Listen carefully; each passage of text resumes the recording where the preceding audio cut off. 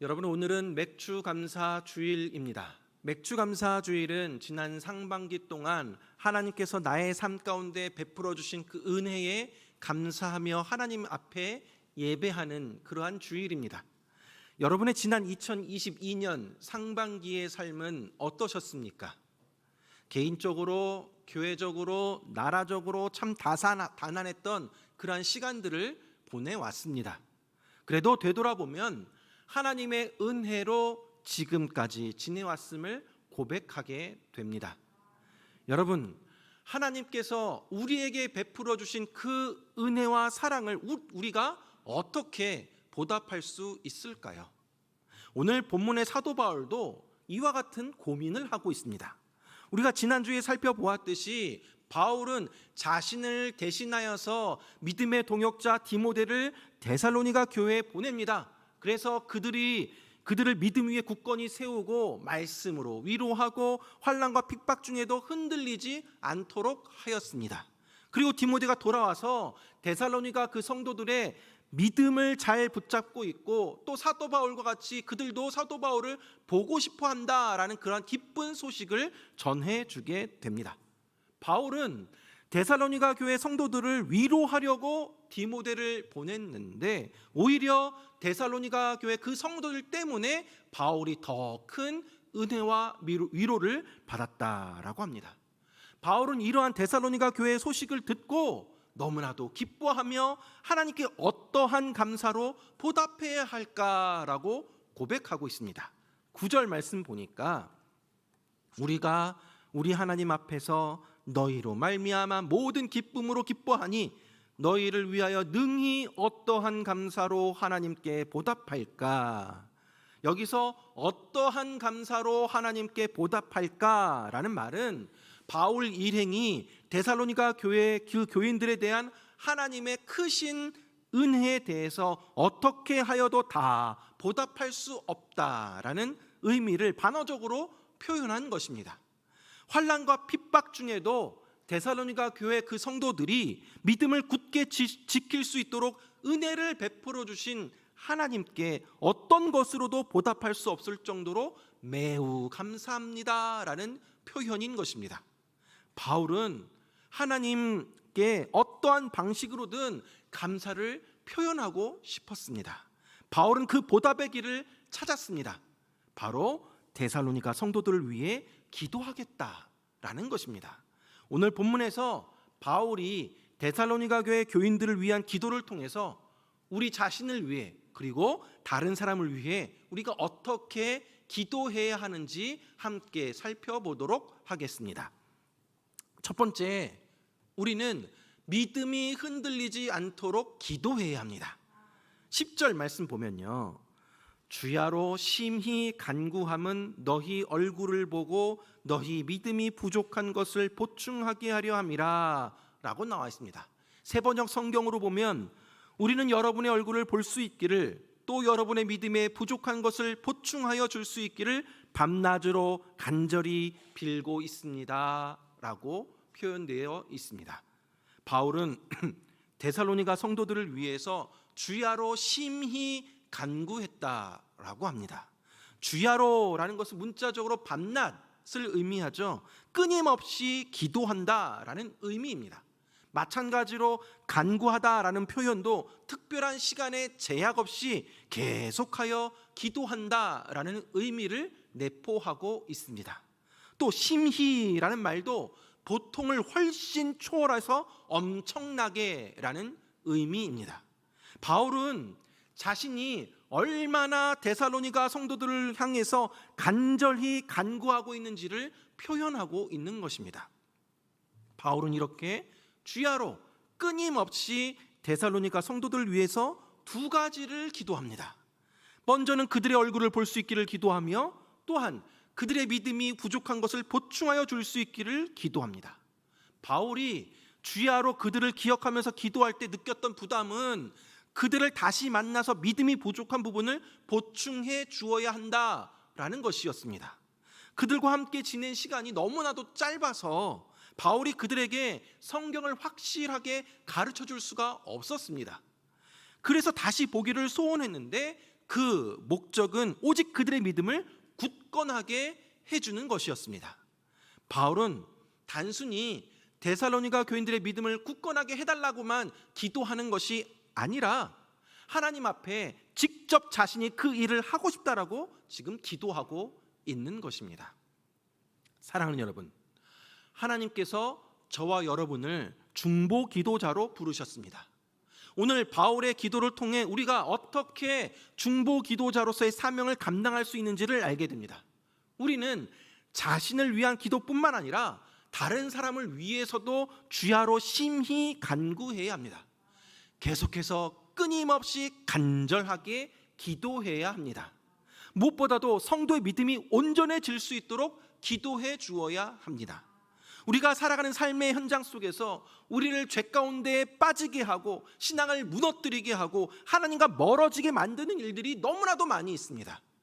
초신자이건 오랜 신앙 생활을 하고 있는 사람들이건 믿음이 흔들흔들 거릴 때가 너무나도 많이 있습니다. 우린 이 시대 중보 기도자로 부름을 받은 사람들입니다. 우리 주변에 삶의 어려움과 고난을 겪고 있는 자들의 믿음이 이뤄지지 아니하도록, 그들이 죄의 유혹 가운데 넘어지지 아니하고 믿음으로 끝까지 주님 바라보고 주님 붙잡을 수 있도록 끊임없이 계속해서 간절하게 기도하는 저와 여러분들 되길 간절히 바랍니다. 두 번째로 우리는 하나님의 인도하심을 기도해야 합니다.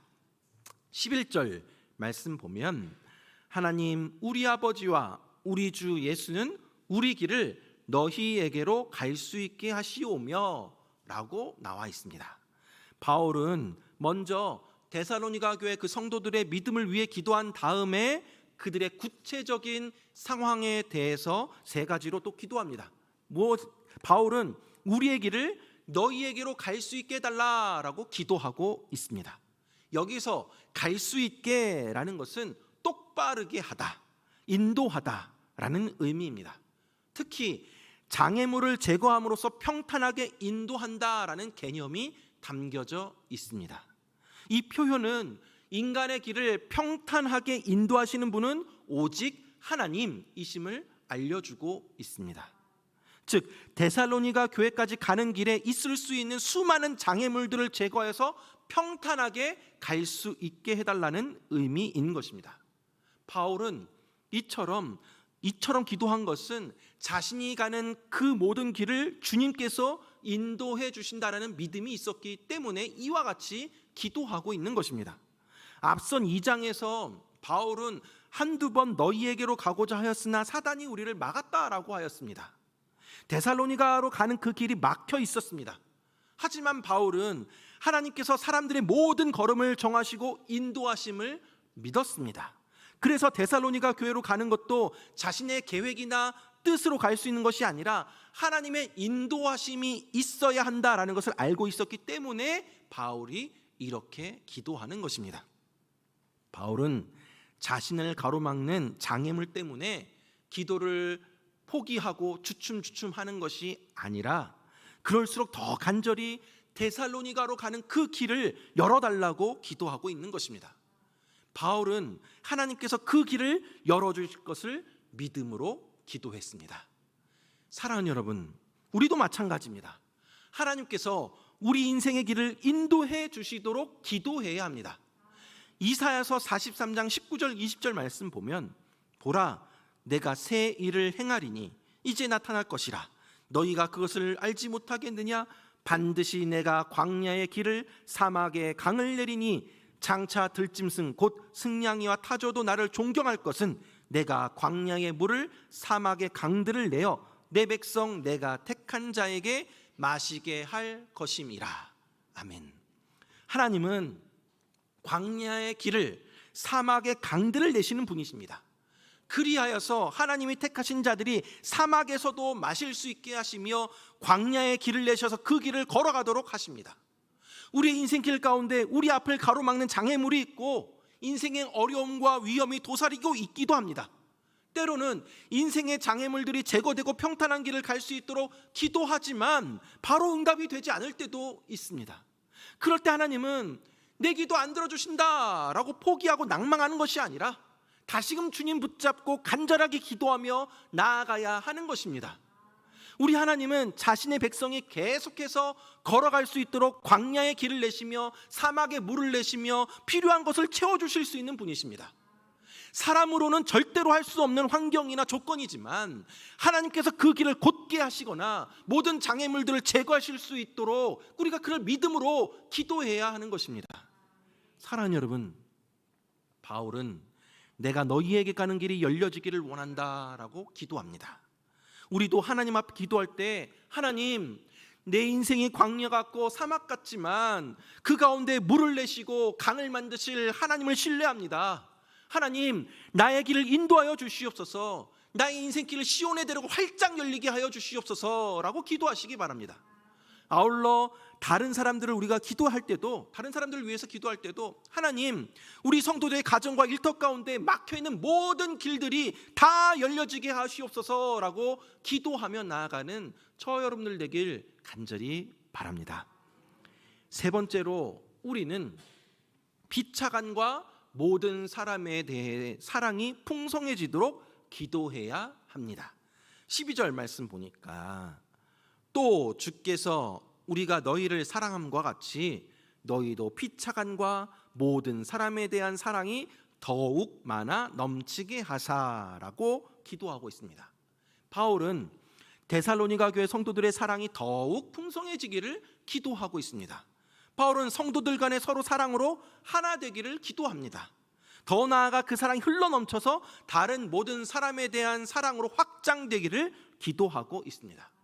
사실 데살로니가 교회는 어느 교회보다 사랑이 풍성한 교회였습니다. 1장에서 우리가 살펴봤지만 데살로니가 교회는 사랑의 수고가 있는 교회다라고 바울이 칭찬하였습니다. 또 4장 9절 말씀 보면 형제 사랑에 관하여는 너희에게 쓸 것이 없음은 너희들 자신이 하나님의 가르치심을 받아 서로 사랑함이라 라고 말하고 있습니다. 얼마나 사랑이 넘치는 교회였는지 사도 바울이 더 이상 사랑에 관하여는 말할 것이 없다라고 할 정도였습니다. 하지만 그럼에도 불구하고 바울은 데살로니가 교회 성도들 가운데 사랑이 넘치기를 위해서 기도하였습니다.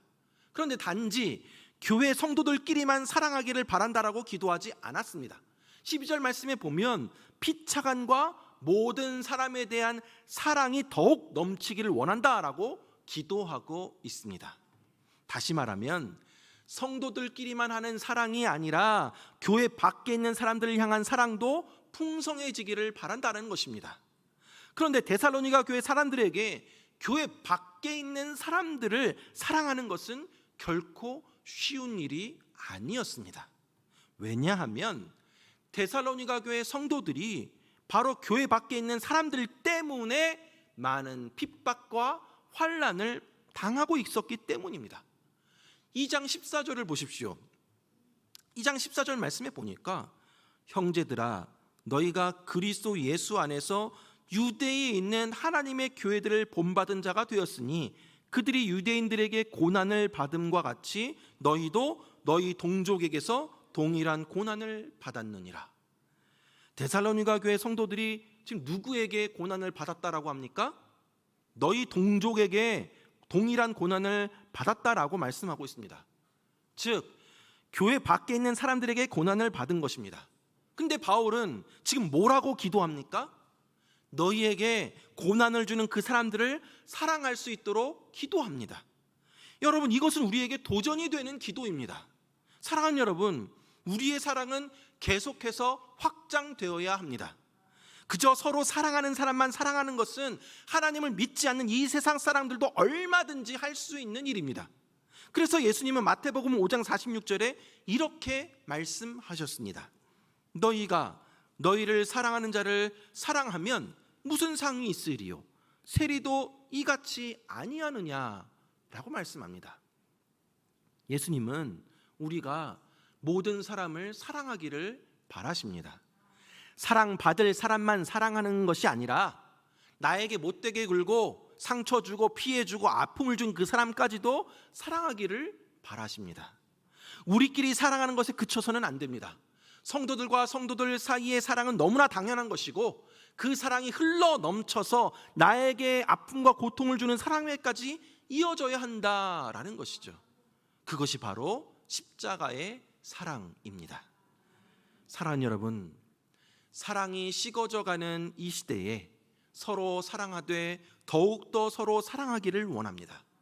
그뿐만 아니라 가정이나 직장이나 사업장이나 어느 곳에 있든지 그곳에서 주님의 사랑으로 이웃을 사랑하는 자들이 되기를 원합니다. 여러분, 그러나 그것이 마음대로 뜻대로 되지가 않습니다. 사랑하라 너무나도 많이 들었지만 실제로 행동하기가 너무 어렵습니다. 그렇기 때문에 우리는 피차간과 모든 사람에 대한 사랑이 풍성해지도록 기도해야 하는 것입니다. 이번 한 주간 우리 주변에 내가 미워하고 싫어하는 사람이 있다면 그 사람을 위해 기도하시기 바랍니다. 그럴 때 하나님께서 우리 마음 가운데 용서할 수 있는 마음을 허락해 주시고 사랑의 마음을 허락해 주실 줄 믿습니다.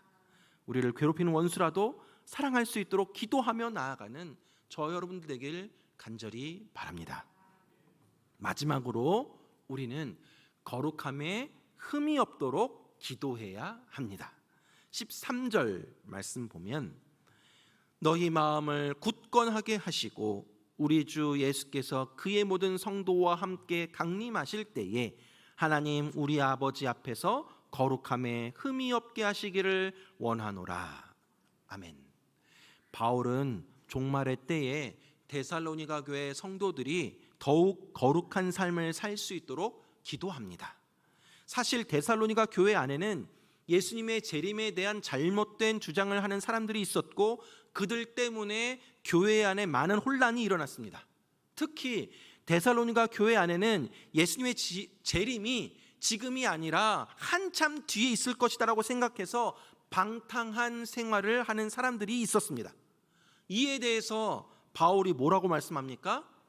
5장 3절 말씀입니다. 5장 3절 말씀 보니까 그들이 평안하다 안전하다 할 그때에 임신한 여자에게 해산의 고통이 이름과 같이 멸망이 갑자기 그들에게 이르리니 결코 피하지 못하리라. 예수님의 재림이 멀리 있으니 마음대로 살아도 된다라고 하는 사람들에게 예수님의 재림은 마치 임신한 여자에게 해산의 고통이 오는 듯이 갑자기 찾아오게 될 것이라고 말씀하고 있습니다. 그러므로 지금 방탕한 삶을 사는 그들은 갑자기 찾아오는 예수님의 재림 때문에 멸망을 피하지 못할 것이라고 엄중하게 경고하며 이야기하고 있는 것입니다. 바울은 무엇보다도 데살로니가 교회 성도들이 예수님이 재림하실 때 거룩함 가운데 흠이 없기를 기도하고 있습니다. 당시의 데살로니가 교인들은 기독교 신앙을 가진 지 얼마 되지 않았던 사람들입니다. 이제 겨우 믿음이 심겨졌습니다. 그런데 주변 상황은 여전히 음란한 사회였습니다. 당시의 대부분의 남자들은 결혼관계 이외에서 자신들의 성적 만족을 추구하는 것을 당연하게 여겼습니다. 그래서 성적인 대상이 아내이기보다는 창녀나 애인이나 하녀들이었습니다.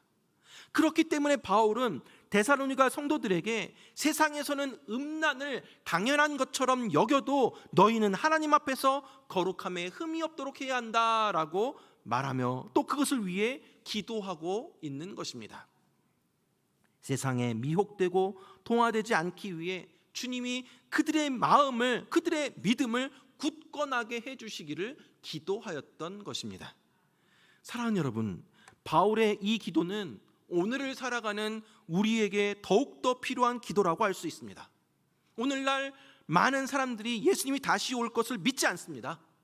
예수님의 재림을 믿더라도 지금 당장은 아닌 것처럼 생각하고 세상에 파묻혀 살아갑니다. 우리는 그날이 올 것을 분명히 믿고 재림하시는 주님 앞에 거룩하고 흠이 없도록 그렇게 설 수 있도록 늘 깨어서 살아가야 합니다. 뿐만 아니라 세상의 유혹 속에서 우리의 영혼과 몸을 거룩한 하나님의 전으로 지켜 나아가야 합니다. 세상이 어떠하더라도 하나님의 백성으로서 우리는 거룩함을 더욱더 든든하게 세워 나아가야 합니다. 아울러 믿음의 성도들이 주님 다시 오실 것을 기다리며 이 죄 많은 세상 속에서 늘 깨어서 거룩한 삶을 살도록 세상에 때 묻고 오염된 것을 다 제거하고 복음 앞에서 순결한 신앙으로 살아가도록 기도해야 하는 것입니다. 사랑하는 여러분, 오늘 말씀을 마무리하도록 하겠습니다. 오늘 말씀을 통해 사도 바울이 데살로니가 교회 성도들 위해 기도하였던 것들을 살펴보았습니다. 이 기도는 우리 자신을 위한 기도이고 또한 우리가 다른 사람을 위해 해야 하는 기도이기도 합니다. 그동안 우리는 나 자신만을 위한 기도를 하지 않았습니까? 우리의 기도의 지경이 넓혀지기를 원합니다. 이제까지의 우리의 기도가 나만을 위한 것이었다면 이제는 다른 사람을 위해서, 다른 누군가를 위해서 기도할 수 있기를 바랍니다. 주야로 끊임없이 간절하게 믿음이 흔들리지 아니하도록 기도합시다. 우리의 삶이 하나님의 인도 가운데 있음을 믿고 우리의 길이 열려지도록 기도합시다. 우리 안에 하나님의 사랑이 더욱더 풍성해지되 원수까지도 사랑해질 수 있도록 그렇게 기도할 수 있기를 바랍니다. 또한 예수님의 재림이 있을 것을 알고 늘 깨어서 흠이 없는, 거룩하고 흠이 없는 삶을 살 수 있도록 기도하는 저와 여러분들 되길 간절히 바랍니다. 사랑하는 여러분, 오늘날 저와 여러분 중보 기도자로서 부름을 받았다라는 사실을 잊지 마시기 바랍니다. 우리 교회에도 바울과 같은 그러한 중보 기도자가 많아지기를 소원합니다. 기도 없이는 사역을 진행할 수가 없습니다. 사역이 이루어질 수가 없습니다. 누군가의 기도 없이는 사역을 감당할 수가 없습니다. 여러분, 이제 7월, 8월 다음 세대 여름 사역들이 진행되는데 여러분들의 기도가 너무나도 필요합니다. 여름 성경학교나 수련회는 주일학교 아이들이나 교사들 그들 자체 행사가 아닙니다. 우리 교회 모든 성도들이 관심을 가지고 함께 기도해야 할 사역입니다. 여러분의 기도가 없으면 은혜가 없습니다. 온 교회 성도들이 정말 진심을 다해 기도하며 나아갈 때, 끊임없이 간절히 계속해서 기도하며 나아갈 때 우리의 다음 세대들이, 우리의 자녀들이, 우리 아이들이 살아계신 하나님을 만나게 될 줄 믿으시기 바랍니다. 사랑하는 여러분, 부족한 저를 위해서도 기도해 주십시오. 여러분들이 저를 위해 기도해 주지 않으면 저는 사역을 감당할 수가 없습니다. 여러분들이 말씀을 위해서, 사역을 위해서, 성령 충만을 위해서 날마다 저를 위해서 기도해 주실 때에 제가 여러분들의 그 기도에 힘입어 하나님께서 맡겨주신 그 사명들을 잘 감당해 나아갈 수 있는 그러한 사명, 그러한 삶이 될 수 있기를 여러분 믿으시기 바랍니다. 선교도 마찬가지입니다. 기도의 후원 없이는 감당할 수가 없습니다. 물질의 후원뿐만 아니라 우리의 기도가 뒷받침될 때에 선교 사역도 잘 감당하게 되는 것입니다. 사랑하는 여러분, 기도는 반드시 역사합니다. 믿으십니까? 우리가 누군가를 위해 기도할 때 하나님께서 반드시 들어주셔서 고난 가운데 있는 성도들이 믿음으로 다시 일어나고 막혀있던 길들이 활짝 열려지게 되며 피차간과 모든 성도들 사이에 사랑이 풍성해지고 종말의 때에 더욱 거룩한 삶을 살아가는 그러한 기도의 역사를 경험해 나아가는 저와 여러분들 되길 주님의 이름으로 축원합니다.